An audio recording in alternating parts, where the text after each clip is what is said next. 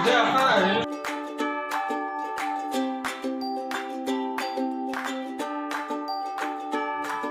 birthday cake काटिब आरम्भ करिले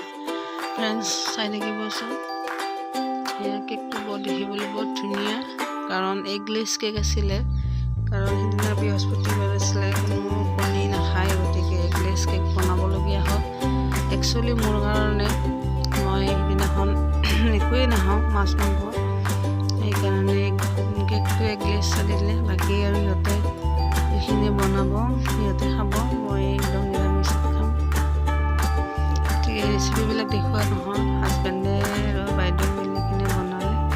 দেখুওৱা নহ'লে আৰু